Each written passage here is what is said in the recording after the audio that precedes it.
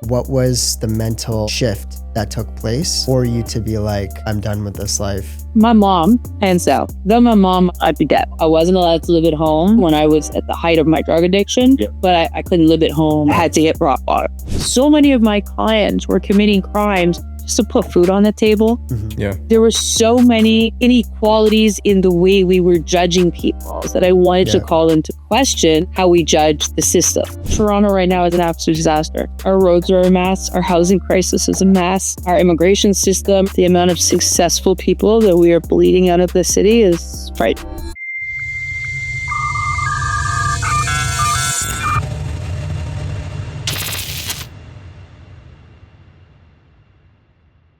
Welcome back to the Marketing Department podcast. Today we've got Jordana Goldlist from JHG Law. How are you? I'm well, thanks. How are you? Good. Great for having me on the podcast. Of course. Absolutely. You're a little bit familiar with this space that we're in, right? I am, in particular this chair. That chair? Yeah. Is that your chair? It's my chair. There you go. Only now, of course, I'm on the receiving end of the question. Yes. So that's just interesting. Yeah, For sure. I'm excited.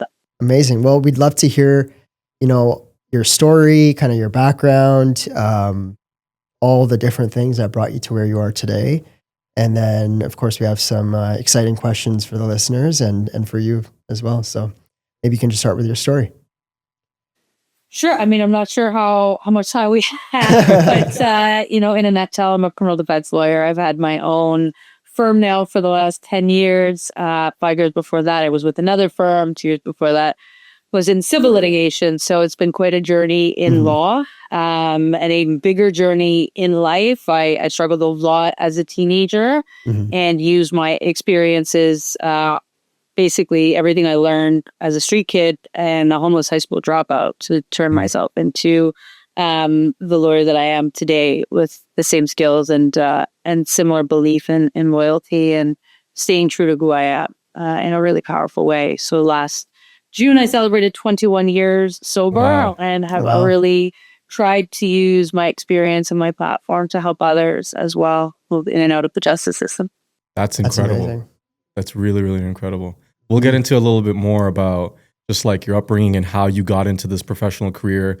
I'm sure there were moments of rebranding yourself to go to school, study, get into law, and build this network that you've created and all the different brands and platforms that have, since flourished. So super excited to dive into those pieces. Absolutely. I'd like to start with a question, and it's, where do you think the justice system lies today in Canada? Oh, it's such a mess. It's like a mess in layers. And I think part of the problem is so many people understand, like in the system, understand what the problem is, but it's like a giant tangled mess from so many different perspectives. Like, we know what the underlying root causes are on a lot of criminality, and we're not doing a good job of addressing it before people enter the system. We're not doing a good job of helping people in the system to navigate. And then we're not helping in a form or fashion with reintegration back into the communities in a meaningful way. And so we have failings on all sides, and it's contributing to, if not directly causing, the increase in crime that we're seeing across the country. Right. And those of us in this system, like I speak to crowds, I speak to the police, I have friends now that are judges, and everyone is saying the same thing. Like, the system is not working. And at some point it's going to implode. There's no question. It cannot continue like this. Right. But in order to fix it, you have to literally dismantle it in certain regards, build it up again, and you're not going to see an instantaneous result, which means in any politician's life cycle, like in politics, they're not going to see the positive change. It's going to take, probably a decade to really see significant changes. You'll see immediate changes, but, politicians want immediate change. So they want to say oh yeah, we took 20,000 criminals off the street and put them in jail. Okay, this is Canada. They're coming home. We don't have 100-year sentences. So you want to be proud to imprison people for, maybe 4 years, 5 years, even if it's 10 years. Yeah. At the end of that bid, they're coming out. And if you Yeah. haven't addressed the root causes that brought them into the system, and you haven't provided the right counseling and reintegration programs they need to be functional after they leave, we're no better and probably worse. Yeah. As a society. Right. Which country or state or region globally would you say is actually doing it right, and they're actually triaging people who have done time and reintegrating, making sure they are equipped, productive members of society, people around them are safe, etc.? The Nordic countries do a phenomenal job, and people are in prison for a long period of time, but their prisons are not meant to just destroy the person. Yeah, Right. They still treat them like humans. They treat them like humans. They give them rehabilitation. They give them reintegration programs, education, employment, teach them how to, maintain each of their ranges. The ranges do not look like a prison. It looks more like a cottage, but they have to look after it. So it's not, like a country club style, but they do it in a way because they know as eventually all of these individuals are coming back into society. And if you, if you take an animal, put them in a cage and leave them there for 10 years and then release them. Yeah. What do you expect? You're getting a house pet, right? Yeah. Like you're getting an animal from the wild. Yeah. And, not to equate inmates with animals who are all animals essentially. Absolutely. I wanted to ask you, and for us as marketers, as business leaders, as creative strategists, Anish handles the digital side of the business. I'm more on the brand strategy side. We always, well, not always, but very commonly, we like to sit down and just ask ourselves, what is our higher calling as marketers? And for us, it's to make the world just a better experience for everyone, right? Through the stories that we tell, the brand stories we create, the products or services that we're, creating marketing material and creative around. For you as a criminal lawyer, what would you say is your higher calling as a lawyer, a business leader, a community person, somebody who's got social platforms that are quite successful? What would you say is that higher calling for you? I think it's to change the way that people are thinking about the system. My podcast is all about changing the way we judge the people in the world around us. But that always feeds back into the criminal justice system because that's what, the overarching theme always is for me. But, I entered the criminal justice system as a lawyer from the perspective of having already been a criminal for a very, very long time. I spent a long time immersed in drug subculture. I spent a long time on the streets. I spent a long time just involved in the life. And what that allowed me to do is speak to my clients, my future clients, in a way that a lot of lawyers can't. They're not able to. I didn't have to ask questions about things that I already knew the answers to, and it allowed me to build trust very quickly. And as a result, a lot of my clients have, stayed loyal for a long time, which meant I've been able to see the way they flow through the system. And so my background is giving me the ability to gain insights through my clients and understand their perspective, because obviously life on the streets today is very different than it was when I was out there, 30 years ago. Like, I date myself, but that's the reality, right? It's been 30 years since I was in that life, immersed in street life. So, but I still have that same sense of compassion where my clients really feel comfortable opening up to me about what really brought them into my office initially. And I can take that information in a very, confidential format, but all of that knowledge from all of these years, and am now able to speak with crown attorneys, speak with judges, speak with police officers, say, what do you see? Right? Because I've been out of that life for so long, and in this one, but I can still switch hats really quickly. And so I'm able to get the perspective from so many people in the system that it allows me to see that it's not working for anyone. Right? It's not just me as the defense lawyer being like, oh, my poor clients are mistreated. They often are, and they are in jails. But how is that also playing out in everyone else's roles? Right? Because if, 2/3 of the system think it's working beautifully and it's successful, well, maybe the 1/3 is just seeing things from the wrong perspective. But the reality is nobody thinks it's working. So I feel like my ability to be a bit of a chameleon and speak to people in so many different segments of the system and then translate that in a way that makes sense for people who aren't even a part of the system really allows me to build and grow and expand on this notion that it's not working, in hopes that someone will actually listen and make the changes that we actually need. I love For that. sure. And how much of that story you just shared with us, your experiences in drug subculture or in the fringes of the city, like, is that at the forefront of your marketing, or is that something your clients find out about you once they've kind of signed on as a client? Or like, how much of that is used as like a piece to bring clients in to say, I'm more relatable because I somewhat understand the life that you live or situations that you're experiencing? Is that marketed at all, or is that kind of more as people like peel back the layers of who Jordana is? So it's funny. I promised myself when I was in law school that if I could become successful, I would open up about my experiences because I almost wanted it to be like a aha moment for people. But I wanted to do it only after I'd proven myself as a lawyer.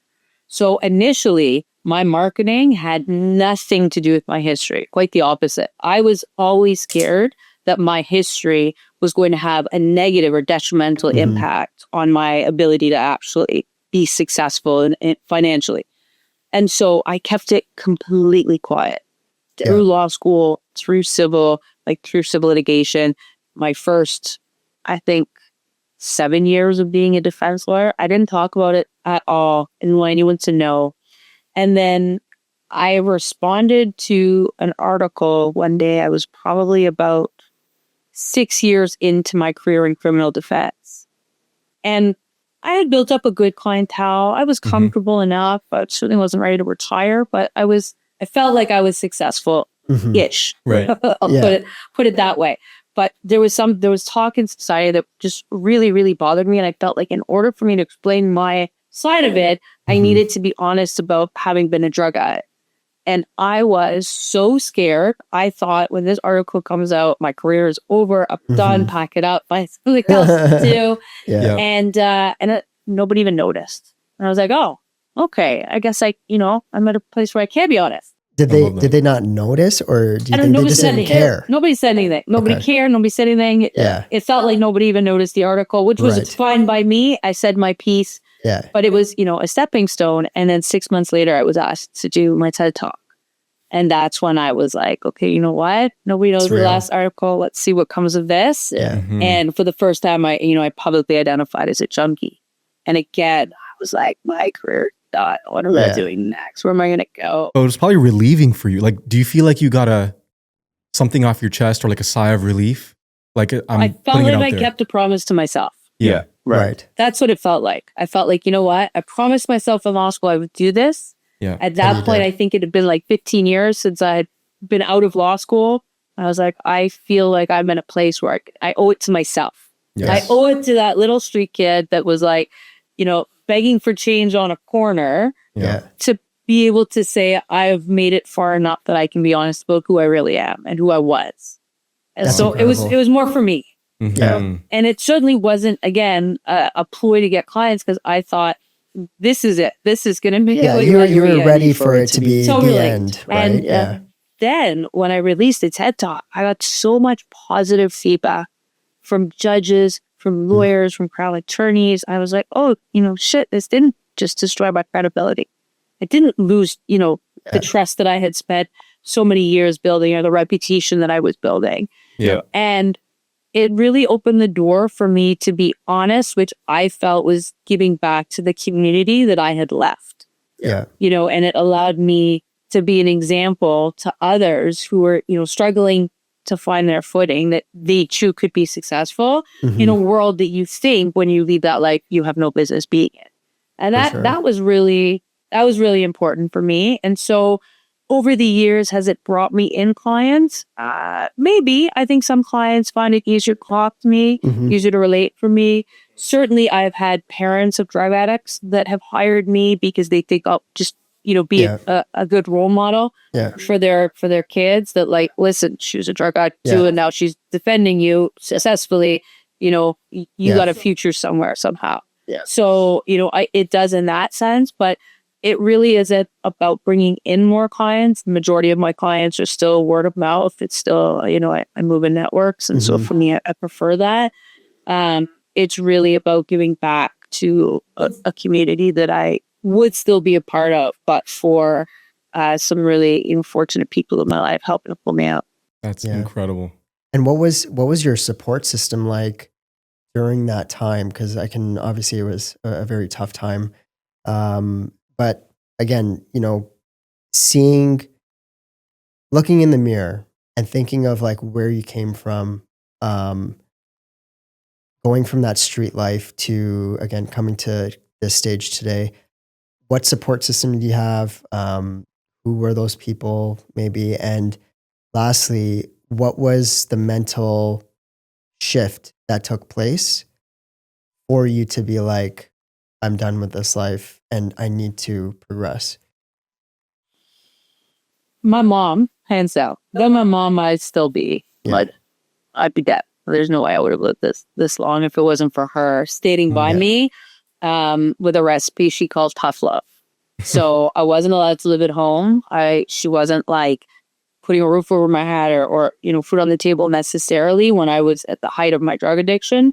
She let me fall to like the very bottom, but always knowing that when I was ready to stop, I could come home, and always knowing that like I could come home, sort of intermittently for safety. Like that, I always knew that I had the safety of her home to come home to, but I couldn't live at home. I couldn't, I wasn't like that drug addict that was supported by my parents. I had to hit rock bottom. And so her ability to do that, despite how painful it was for her, I think is what allowed me to get to a bottom so quickly. Like within 3 years of being on the streets, the changing point for me was a near fatal drug overdose. I realized like this life's really going to kill me. And despite, best efforts and still maintaining some semblance of use, I went right back into it 3 months later. And I was like, I really am going to die if I don't stop this. And that was the sort of catalyst to start changing. It was certainly not a linear path. I didn't just wake up one day and say, okay, I'm going to stop doing drugs. I saw it for a few years, relapsed again, fell back again.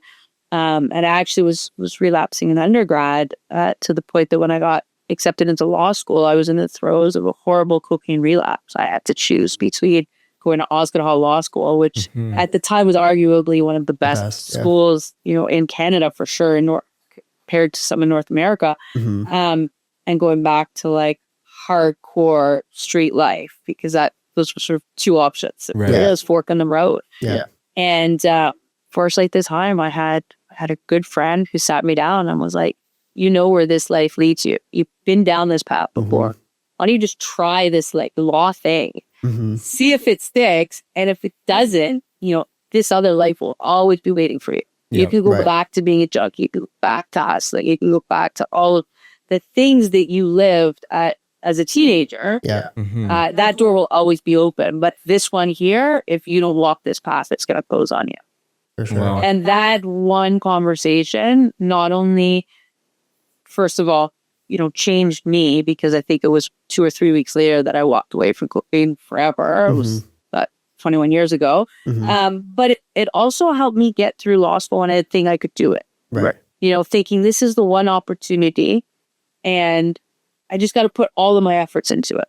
And if it doesn't work, I always have that other path I can go. That's a door that will always be open to me. Even today. Today I wanted to pack everything up and, go back to being junkie. There's nothing stopping me from doing that. But if I do that, I lose everything I built. And knowing that is what has maintained me on this path through everything, including like 4 years ago, my mom died. And that was my support system. That was my first. So I'm sharing, bless her soul. Oh, thank you. Yes.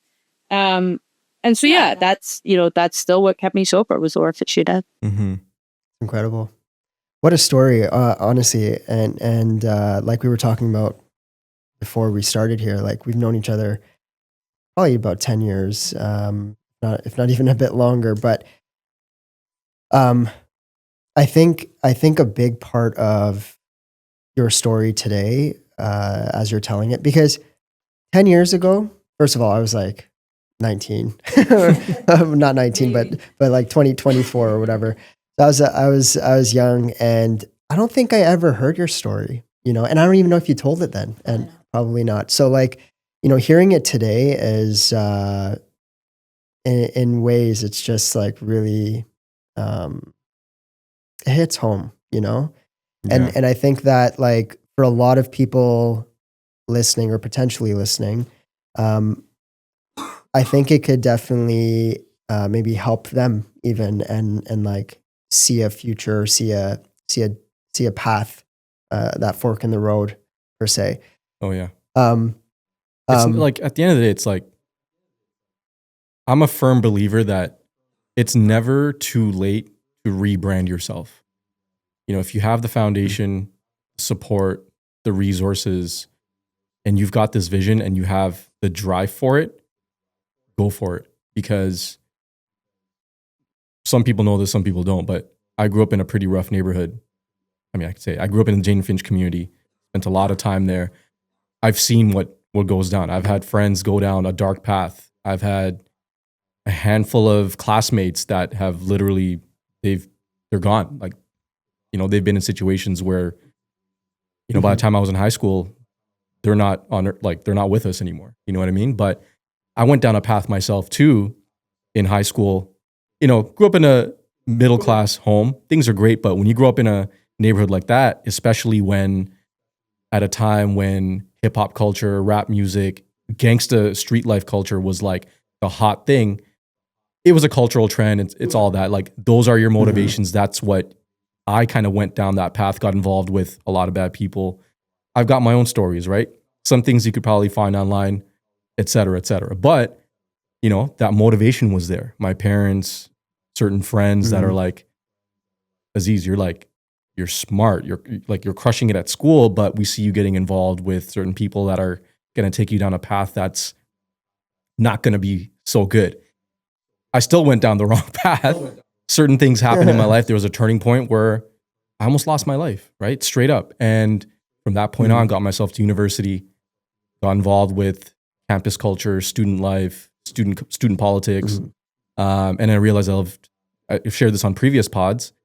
This, Anish, got involved with like student events, student marketing, et cetera, et cetera. I was like, whoa, this is my calling. This is my true passion, which is to create experiences, brand events, the business of it, and strategy. But all that to say, again, full circle is like, it's never too late to rebrand yourself, because at the end of the day, everyone's got a story. No one's got this clean, perfect slate that you think is like a Hollywood or a Disney story. You know what I mean? And even for me, very similar to what you were sharing earlier, Jordana, like, out of the woodwork, sometimes somebody will comment some shit on Instagram and be like, oh, is that Aziz from da da da da? I'll be like, A, no one's ever talked to me about this situation or things that I've done from more than half my life ago. Two, or B, I have come so far and jumped through so many doors and so many hoops that I don't even give a fuck, because I'm working with brands, clothing brands that you're probably wearing. I'm probably driving the car that you are, not that I have a fucking sick car, but I'm probably driving a car that you probably want. I have a life that, like, I've lived. We work with celebrities. We work with notable people. Like, all that stuff right now is noise. And when I got to the stage where I could be vulnerable in front of people and share my experiences in a way where I was proud, because, again, very similarly, for a long time, I thought my past was like something I had to hide, because I got told growing up that, like, it's baggage, or 100%. Yeah. you don't want to share these stories. You have to be all polished and da da da da da. I know how to show up, present myself. I know I have value to bring in different conversations. And the one thing you said also earlier that really hit me was like, the feeling of being in a room that you feel like you don't belong in. That to me is like the greatest motivation when I'm meeting a new client, when I'm meeting a prospective client, or showing up for a pitch. It's like, at face value, when you see two minority dudes show up to a big brand call or a pitch presentation, and we've got our team, it's very diverse. Happening right now. Like, I love proving people wrong. and that's the biggest motivation for me. So I'm not saying it's at the lawyer level to you, but very similarly, it's like, I don't look at, I don't like at lawyer level. I think lawyers have positioned themselves in a place of society. And the reality is like, it's just a job. It's just a role we play, and are we trying to do something that's on a level for all Canadians that many don't recognize, especially the role of the defense lawyer. I think there's a lot of people, you defend the criminal. It's like, well, no, I defend people who are accused, and in order to protect everybody's rights. Right. How many people, when you were growing up, said things to you or influenced you that even though you ignored them and still went on, sort of a sideways path, we'll call it, how many of those lessons actually stayed in your mind so that when you were ready to make the change, you sort of had that information or that knowledge, like from those mentors? From the mentors? Yeah, people who wanted you to do better, wanted you to be in a better position. Oh my gosh, all the time. Because as I got older, I realized everyone's got a story, right? And if you're going to be that one person in the room who's going to reference certain things and try to be a hater or try to affect me emotionally or affect my career, you can spend your energy doing that. I'm focused on what I'm trying to build. You know what I mean? So I remember every single mentor that's been there, personally, professionally.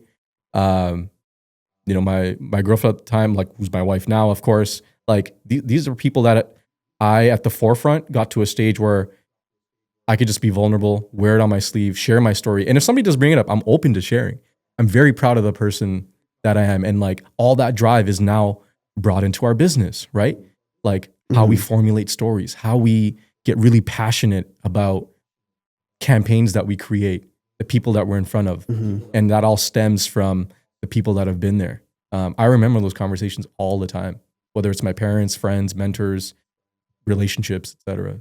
If you're growing up and you don't have a dad and your mom is working 3 jobs to try to keep the lights on, and you're the oldest of your siblings and you're expected to go to school, go to work, and look after the kids at home, you don't have anyone telling you the right path and the right messages and providing the right mentorship. So you can't be surprised when they don't have those lessons to fall back on, even when they're ready to make change. For sure. And I ask that because I think mentorship is so 100%. important, especially for you. How much, I don't know the correct way to position this question, but how many mentors maybe is enough? How much of that messaging is generally enough? Have you seen a pattern over the years? I can tell you that 0 + 0 is 0. I think that my clients who are most often a candidate to remain in the system for long periods of time are those who grew up without any mentorship, or those who, grew up with mentorship that just wasn't enough. Right. But, the mom that's doing everything she can, but working 3 jobs just is there to help make sure that they stay on the right path. And so if you don't have teachers that are helping, if you don't have after school programs, if you don't have, a basketball coach, if you don't have, the older kids in the neighborhood that are trying to get you to do right and instead are offering you one way to get to Thunder Bay to go and work the trap house. If that's your mentorship, you can't be surprised that in your 20s and 30s, they don't have the tools needed to make better choices or the self-esteem better to put yourself in a better position. Yeah. So I just think mentorship plays such an important role, no matter who it comes from or how many voices it is.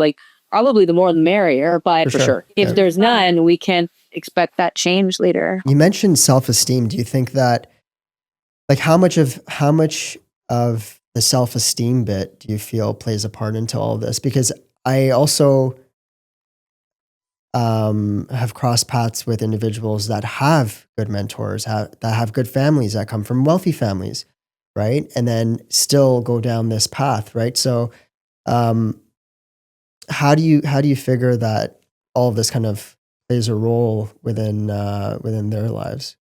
I mean, I think everyone has a unique story, and just because seemingly from the outside someone comes from a happy, healthy home, there's abuse, there's alcoholism, there's drug addiction, there's all sorts of ways in which people are neglected or mistreated. And, just because it looks shiny, happy, pretty from the outside doesn't necessarily make it so. Yeah. And again, I think the more people I interact with in the system, the more I see that like just because they have the things doesn't necessarily mean that they're being raised in, you know, a well-adjusted, happy home. For sure. And then of course, like I'm also brought in to do a lot of fundraising and speak on a lot of panels. And so I'm going into, you know, sometimes very impoverished communities, but there's so much love and there's so much care and there's so much guidance that, you know, the lack of financial resources, again, isn't like the only precursor. I think it's just the biggest precursor to criminality because of how much else flows from it. Right. But, you know, I've seen wealthy families that are just so unbelievably dysfunctional that, you know, they're able to hide their criminality in other ways. Yeah. And on the flip side, like, you know, on the surface, things that may not look like they're functional are actually quite conducive. What's been your biggest case over the years? I mean, I've done a lot of, you know, for a long time, I always stayed back-to-back homicides. So there's been dozens and dozens of cases that you would have read the headlines on that I've been a part of. Some get covered, some don't. You know, all over Southern Ontario, quite frankly. So I'm not really sure how we define the biggest, like in terms of volume for work for me. Maybe I'll rephrase. What is one case that hit home for you? Like really, like a really, like, you know, it took you, like it just like kind of like hit you in the heart, you know, like you maybe you won, maybe you didn't, right? And something that you can reflect on afterwards, and you thought like, holy shit, kind of moment, you know, like what was that? And maybe there's not just one. Vol has had this unbelievable ability to compartmentalize, and it's probably how I made it through, you know, street life and transition right into being a university student, as I could just put all of that aside. And so the cases that for sure hit home to me are the ones where I more closely feel a connection to either the fact pattern, to the case, to the client, you know, and they wouldn't even know it, right? Like I don't share that with the client because they don't, you know, I feel like you're crossing boundaries when you do that as a lawyer. I'll be like, well, I was a street kid and I went to something like, I don't like those stories. But that doesn't mean that when the case is done, I don't reflect on them. For sure. Like, holy shit, that could easily have been me. You know, I could have been, and sometimes it's, I could have easily have been the accused. I could have easily have been the victim. I could have easily have been the witness. Like there's so many different roles that would hit me differently. For sure, those cases in which I see myself in the victim are generally the hardest for me to compartmentalize on, but I do. And you know, all I can hope for on the other side of that is that the client makes better choices the next time. Sure.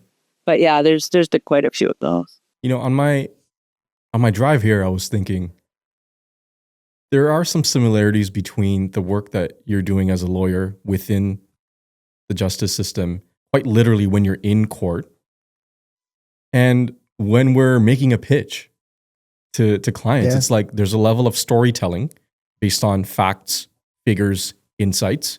You have an audience that requires a strong case to be heard, a level of persuasion, and things that are based on reality.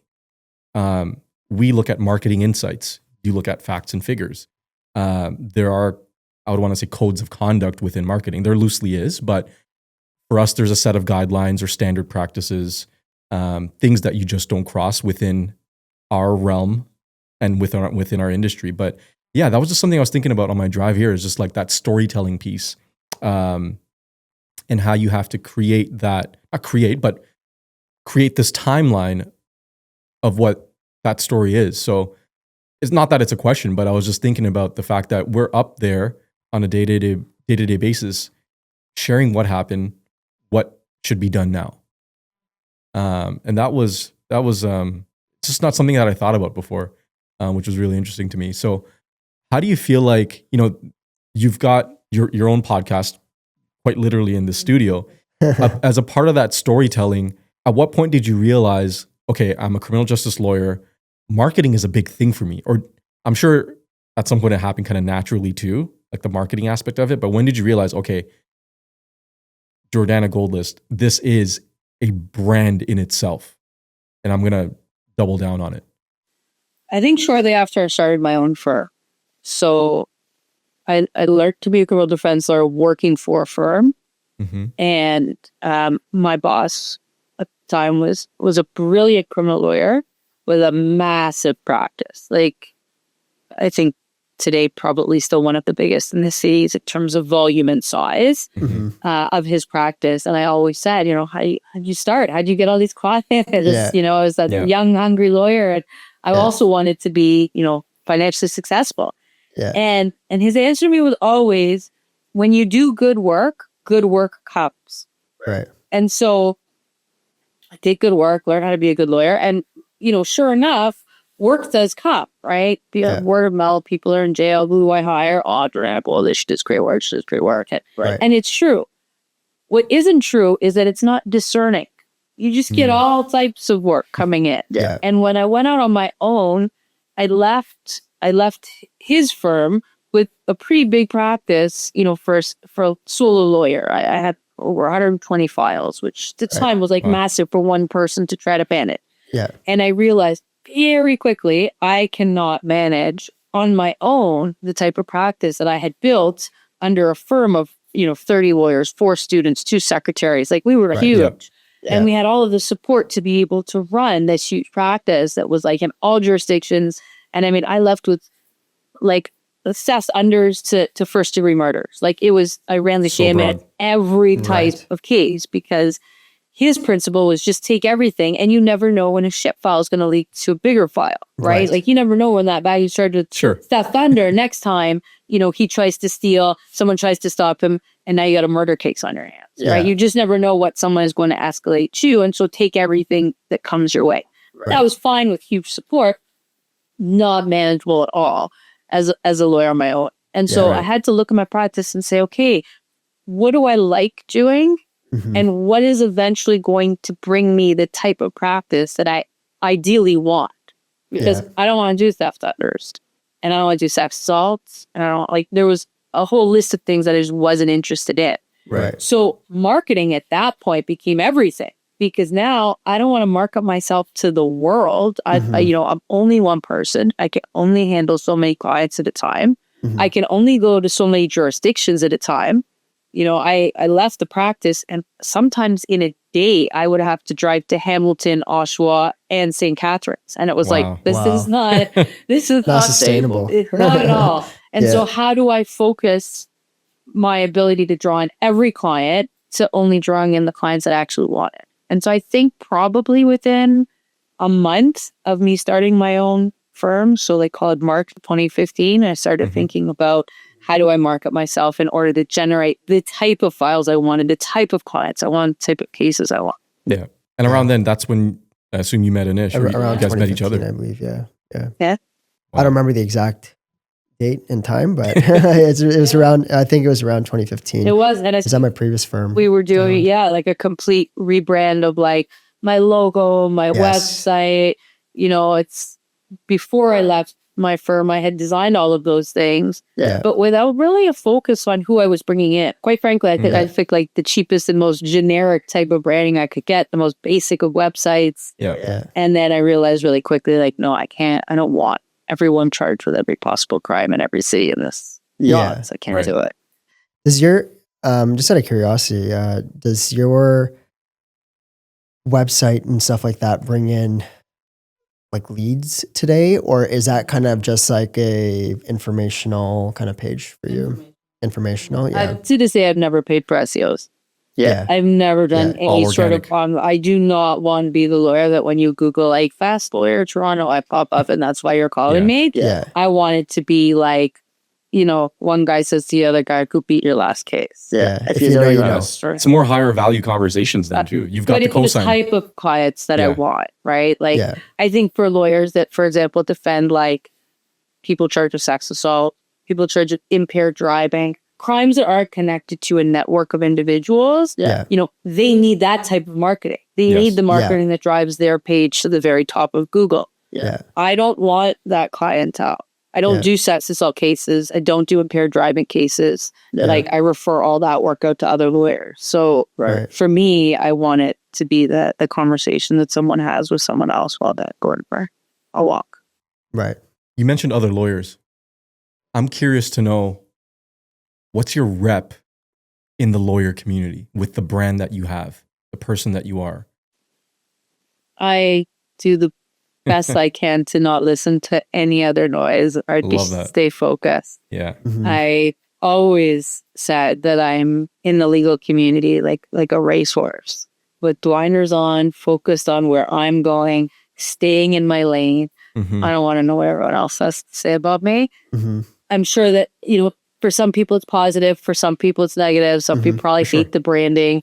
Some people probably hate, the cars and the tattoos and all the noise because it's so unconventional. But Mhm. it's just staying true to me. Yes, you're unapologetically yourself. 100%. I don't care. I'm not here for other lawyers to be Yeah. friendly. I don't really socialize with other lawyers. I have some when I see in court that I, love and adore, and I have a lot of respect for other lawyers, but Yeah.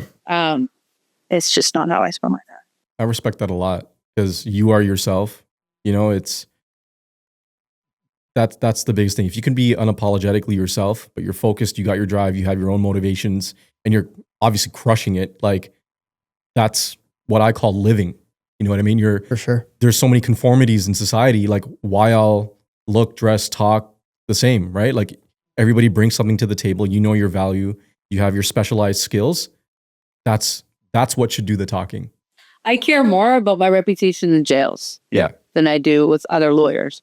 I also care a great deal about my reputation with judges. So for Right, me, for it's sure. important that, I know the judges know that I'm going to be prepared. I'm going to read the file. I'm going to know the law. I'm going to be focused. I'm going to be efficient. Mhm. I don't make something an issue that isn't really an issue.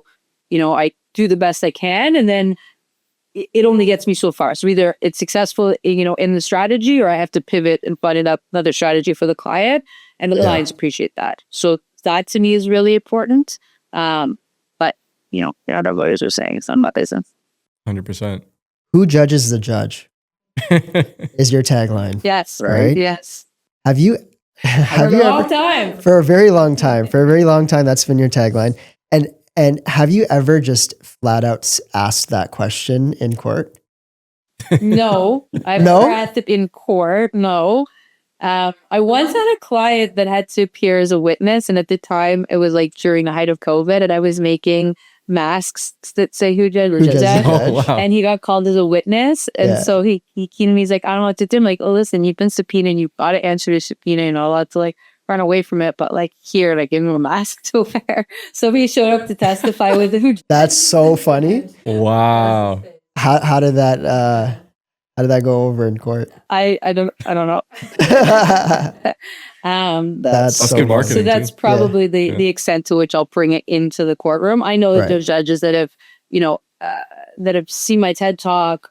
Who judges the judges on the back of all my business cards? So it's not, Yeah.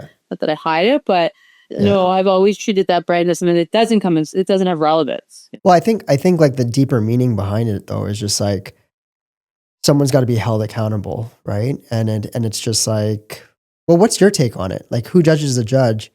To different people might just mean different things, right? So for the listeners, from Jordana's vision and thought process, what does that mean to you?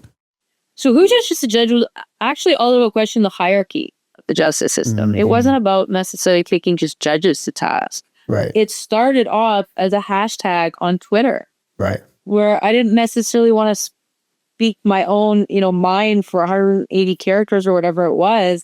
Sometimes I would just want to post about corruption in the system. So whether that be a crooked cop, a bad judge, an ethical lawyer, I wasn't discerning in the role that I was criticizing. It was more critique of the power structure. And it was more about, we hold judges up to this really high esteem by virtue of their title. You meet someone and they're a judge, you're like, oh, wow, you must be really smart. It must be really a good human.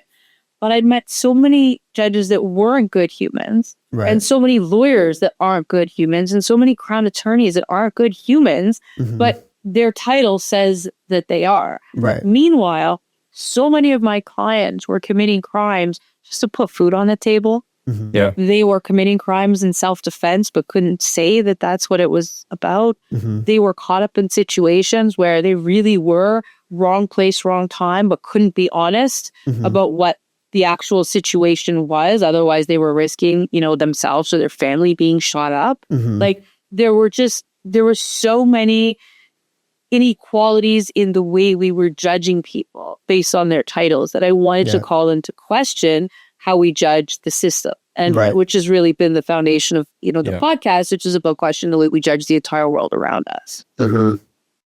When it comes to, you mentioned judging the system nowadays, and this started, I would say, within the last 10 years, and it's just blown up. But on social media, we're kind of bombarded now with so much content of people who are talking about freedom and rights, etc. And they're literally putting cameras to police officers' faces or other members of civic society and saying like, oh, well, I'm allowed to record. I'm in public. Like, they're some, I guess you could argue, is kind of clickbaity. Some are perhaps more genuine. They are kind of testing the system and seeing if people are upholding the law properly. How do you feel about all this content nowadays?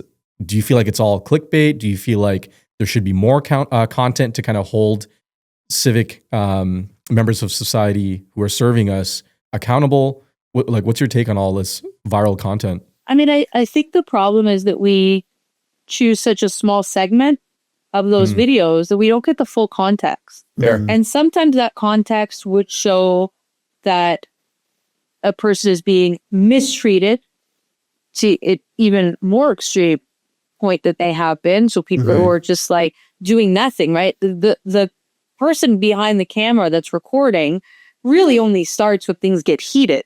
But you don't know what led up to that. Mhm. True. Was the person just standing on the side of the road and not really interfering in anything, and all of a sudden the cops are wrapping them up? Or was that someone who was actually threatening the police or interfering with their duties and they're Right. forced to respond?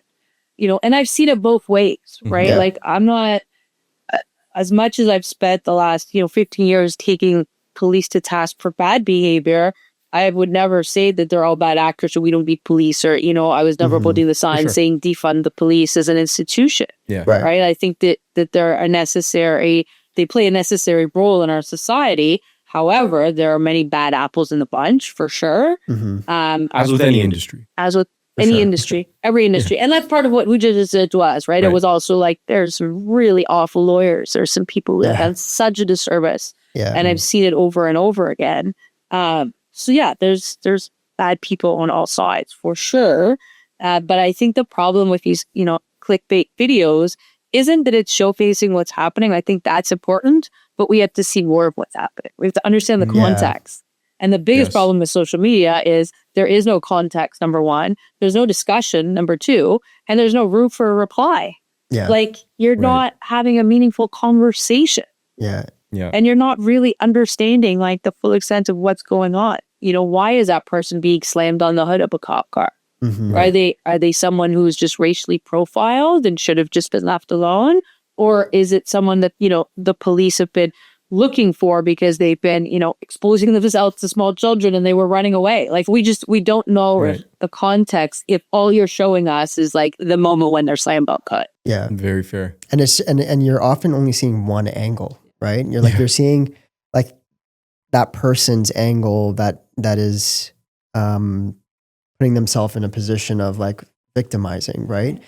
And oftentimes, like, you see all of a sudden you get another angle, some bystander or something sends another angle, and it's like, well, actually, Yeah. 30 this- seconds before. yeah, this is what happened, Yes. right? And it's incredible to see because like stories like that happen every day. But here's the thing: the ones that go viral are those ones, right? And it's sad to some extent to say that. Like, I mean, I wouldn't say sad, but like it for in some scenarios it's sad, right? Because then in those ways, like, it's just like those people that truly have a story to tell, right? I feel like those ones are being just like muffled, and it's just noise.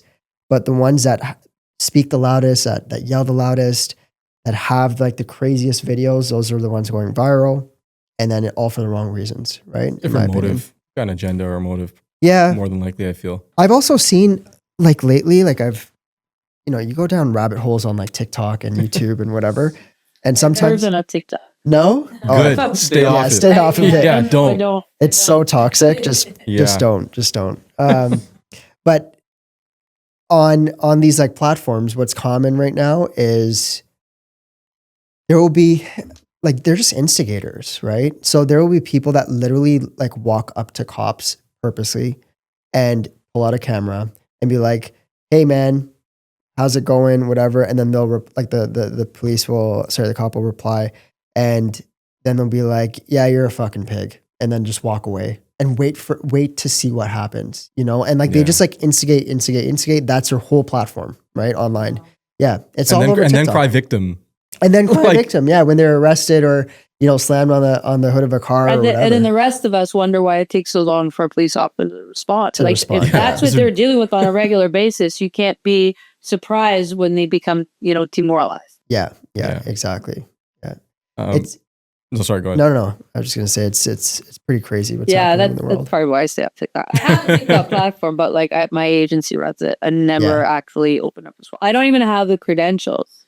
I'm really good friends with the marketer who set up my TikTok account initially and started me on TikTok. And apparently I have, 2 very distinct groups that follow me. Yeah. And they fight with each other on all of my posts, apparently. And which is, I guess, great for engagement. Yeah. But he's like, you don't want to read the negative stuff because it gets in your head. It gets in your head. Yeah. And so I trusted him and I took his word, and as a result, never been on. So my TikTok page has always been managed. I have no idea what it. Yeah, that's good. Definitely keep it that way. Yeah, for sure. I wanted to ask you: has there ever been a moment in your personal or professional career where you had to essentially oversell a story or kind of finesse a moment just to get a foot in the door, or meet someone and kind of lock in a contract, let's say, or a new client? Or it doesn't have to be professional; it could be personal as well. But if so, what was that moment for you? I don't think that I ever tried to like oversell. I think, I don't think I've ever oversold. I think that I've had cases where I certainly didn't believe in the defense, but we had nothing else to run with. And so I ran with it. There have been times where I've, created a narrative around a case that had to be really propped up in order to fit. So there's been instances. I don't think I've ever tried to oversell myself, because I think, at the end of the day, if you're overselling, you're essentially lying about your credentials. And when someone finds out the truth, which inevitably at some point happens, like it takes away from who you are as a person, right? If I'm going to lie about who I am, someone's going to find out about it eventually, I would think, and then there's all credibility. For sure. And my industry is all credibility. I don't have credibility of nothing. That's my whole... That's the foundation. Yeah. Right? I think it's different, and that maybe with the legal profession is different from marketing, right? As a marketer, right, you can bend the truth a little bit. You can skew the numbers a little bit. There's a lot more romanticization. 100%. As a lawyer, I can't show up with a client and be like, oh yeah, I represented so and so, for example. Eventually, they may cross paths with that person and say, "Oh yeah, I heard from that. This was your lawyer," and they're like, "What are you talking about? I never hired her." Right. Like I can't. You know what I'm saying? And then I've lost credibility. I've lied to get a fired. No, like I haven't done that. I've worked really, really hard to build the clientele that I have. I've said to all of my prospective clients when I meet them, like, I know that I'm not for everyone, and I don't want to be for everyone. I just don't. Like, if I can't land a client or a case because it doesn't work with my personality as I show up in my personality, I don't want to represent them. Right? My cases are taking 2 to 3 years. Yeah, I don't want to work with someone that I have to like pretend to be something else for someone else, and I'm not. Especially not at this stage of my life. Like I'm just fucking old for that. You're dating yourself again. Come on. We literally, we just had a whole special where Aziz and I just chat on the pod. And we said exactly what you said, which is like, we're not for everyone. There used to be a stage just like yourself, like, you know, you were taking those cases at early on that you, like everything, you're taking the smaller cases, the bigger cases.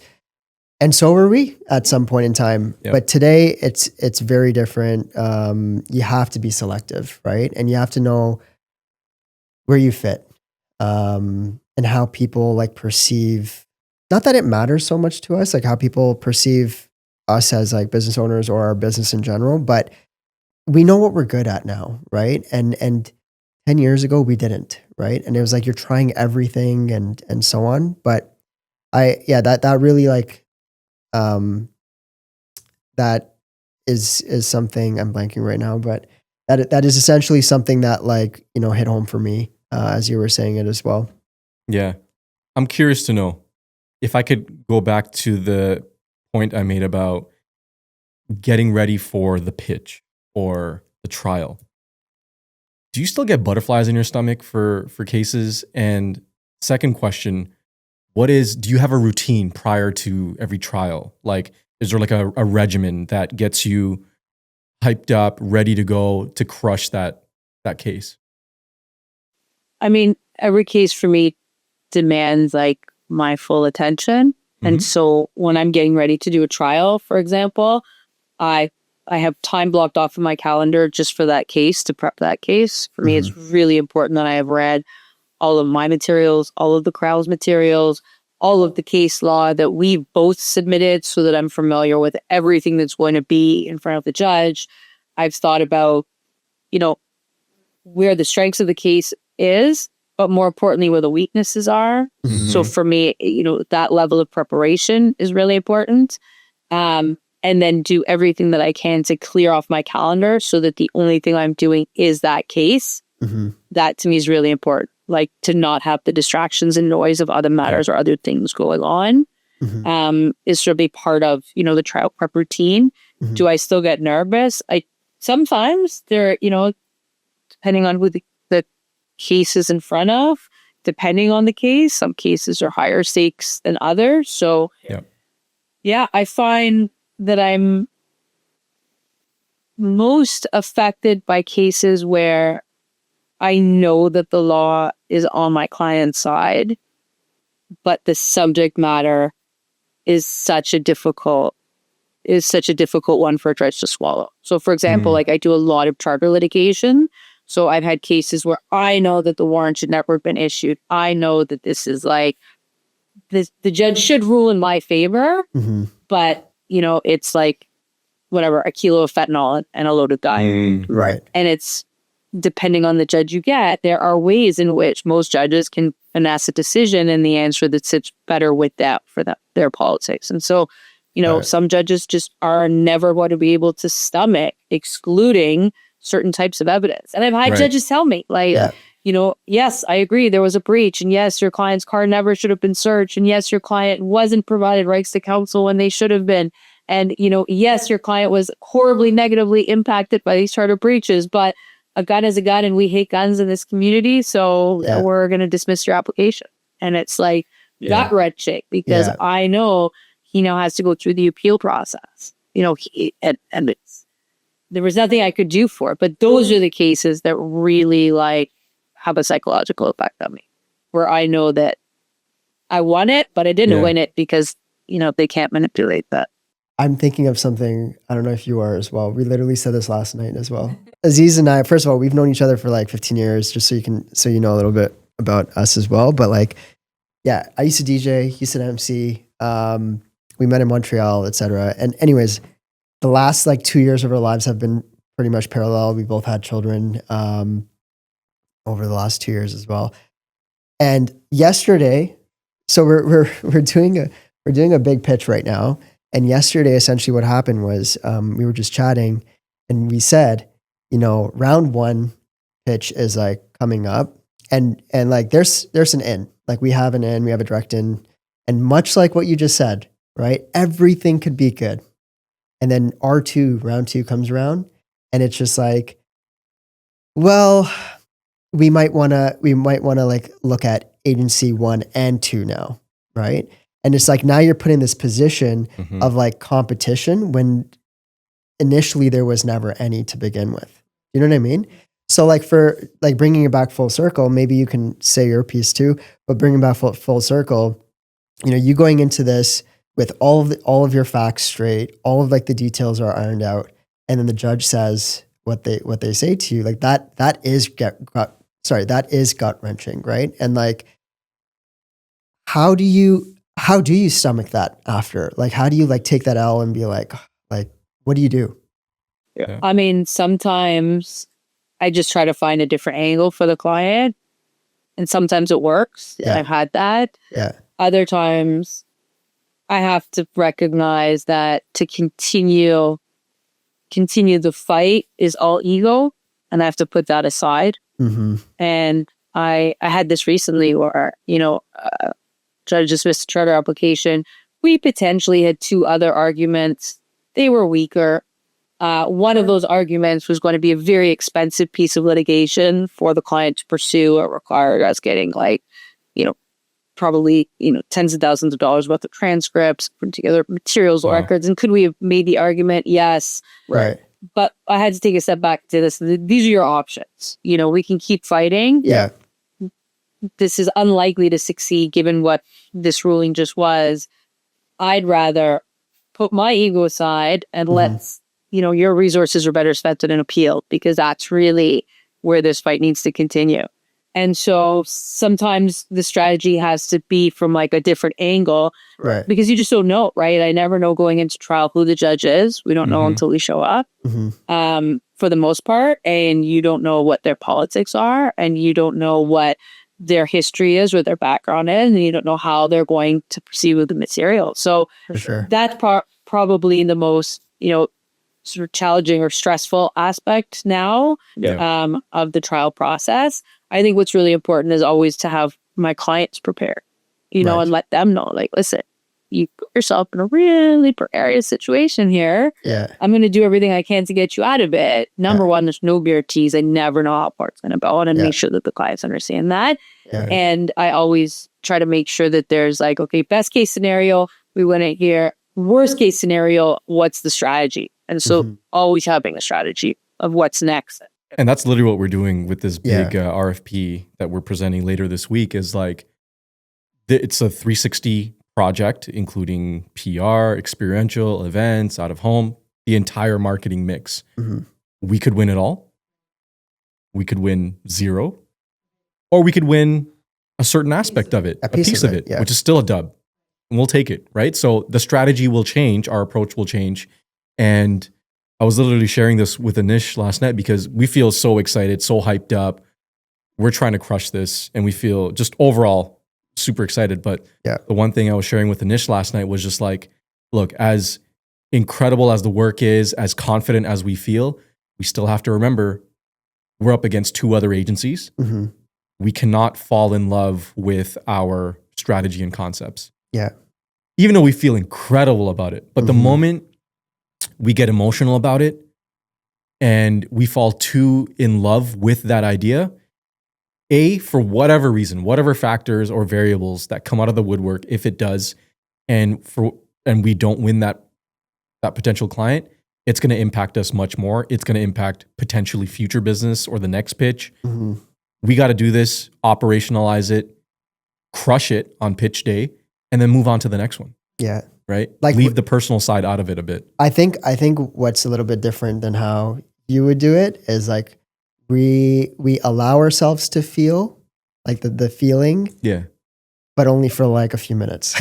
And then you got to move on, to whatever you got to move on. And not to say you don't feel anything. I'm sure you do. Yeah, but that's the after case. Exactly. So Yeah. No, I have a rule. I Yeah. allow myself to either mourn a loss for 24 hours, Yeah. or celebrate a win for 24 hours, and that's then, it. yeah. You move on, because you can't. There's always a next case. So, For sure. you Yeah. can't ride high on your success with the last Yes. case Yeah. and let that, compromise your next one. Yeah. And same with loss. Like I can't sit and dwell in it for any Mhm. longer. Real quick, what advice would you have for up and coming lawyers or new practitioners right now that are in their practice, or even law students right now?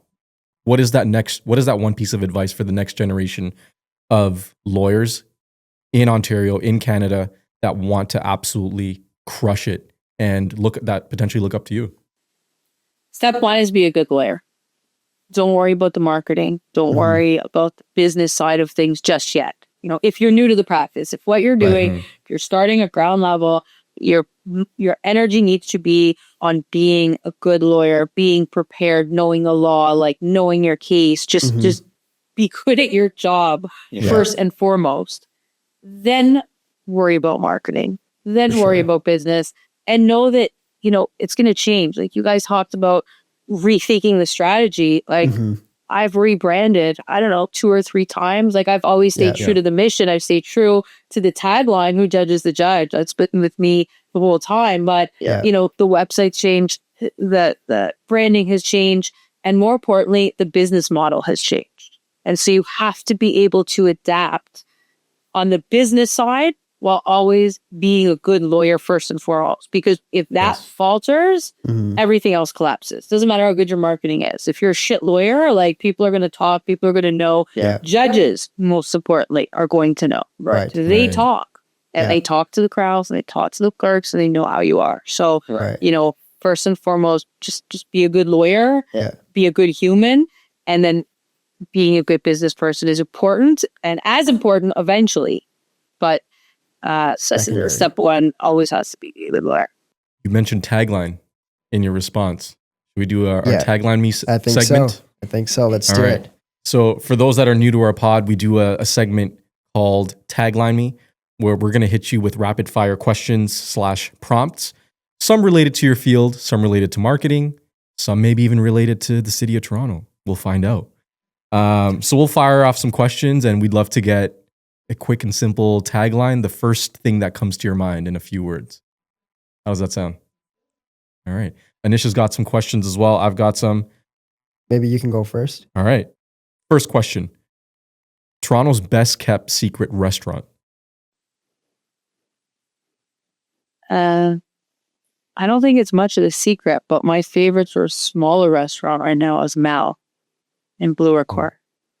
It's been winning awards, but when I speak to people, they've never heard of it. I've never heard of it. But it's phenomenal, and it's made it to Toronto Life's top 25. It's made it really? Michelin's recognized them, but it's sort of small, run by a husband and wife team. It is phenomenal. What kind of but cuisine? like laid back, Japanese. Oh, nice. Yeah, I'm gonna hit it up Japanese for sure. food. Yeah. We'll tell them Jordana sent us. Yeah. Most overrated crime show. Overrated? Law and Order. Law and Order? Law and Order.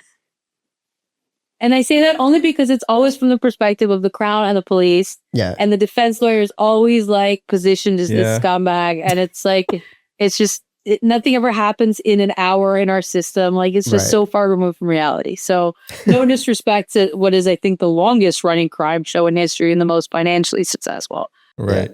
But that's why I call it overrated. What's a Canadian criminal justice controversy? Self-defense laws right now. It's probably the most controversial piece of litigation right now. It's just a section of the criminal code, quite frankly. But I think right now that's the most controversial. And that definitely drives the most controversy on my page whenever I talk about it, because you have people that are like, come into my house and I'm going to shoot you. And then we have people that are like, no, all lives matter. You can't shoot the intruder. And it's like, the two sides fighting on my feed is actually like one of my greatest sources of entertainment on social media. And that I find that particular content type is so relevant, just a hot topic right now across the news, socials, everyday conversation for homeowners, people that are just trying to live safely in their city without someone breaking into their house. Seriously. Yeah. Right. One law that you would erase. That I would erase? Yeah. I mean, we're not prosecuting simple possession of drugs right now.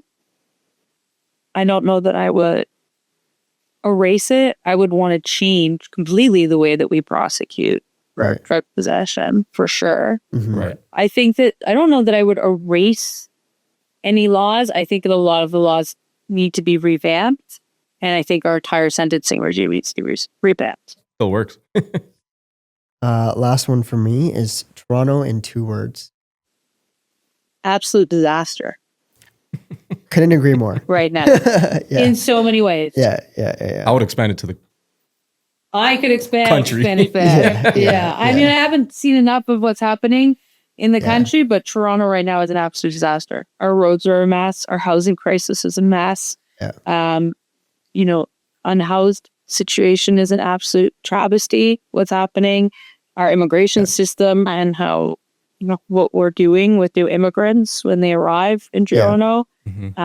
Does a disservice to everyone, does a disservice to the new immigrants, does a disservice to the greatest population. Like, Yeah. It's definitely a weird time in Yeah.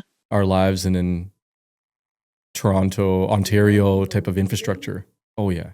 Oh yeah. the amount of successful Incredible. people that we are bleeding out of the city is frightening. Yeah. What's next for you? I want to go back to school. I Oh, want to wow. learn how to write TV show. I want to learn how to write a movie. I Wow. potentially have talked with a partner about opening up a media company. I want to do completely different. I definitely want to leave the practice. And I still want to do more to expand on my story and to use a lot of, you know, the stories that I've gathered over the last 15 years practice. Mhm. But I want to do it in a completely different way. So there will be That's incredible. total and complete I peel love that. Yeah. Yeah. in the next 5 years. I love for that. you. Well, let's definitely stay in touch and chat further because I mean we've got a big network when it comes to media, entertainment, licensing folks as well. I mean, obviously you've got an incredible network, I'm sure too. But when it comes to the media side, like, yeah, let's brainstorm, let's chat, and excited to see what you're gonna cook up after I know. It's going to be you good. get into school. Yeah, I Yeah, bet. I'm also excited with what I'm going to do for the next like 4 or 5 years because I Yeah. do have a lot that I want to do within the system. Right. And so, you know, now that I've given myself like a deadline, it's motivating for me to now Yeah. be able to do more, I love do more that. of the things that I've always wanted to do. I love that. So I want to crush it in law for the next like 4 or 5 years and Yeah. then leave saving except for, you know, a few clients that I'll stay loyal to. Yeah. You'll Incredible. compartmentalize. Right. Jordana, it's been a pleasure. Thank you so much. Thank Yeah, you. It's thank been you. so With much us. fun. Good luck with the rest Sure. of the podcast. I Thank really you. love what you guys are doing with this. It's awesome. Thank you. you. Appreciate it. Okay. All right, Well- guys. We'll see you on the next one. Peace. Take care. Okay.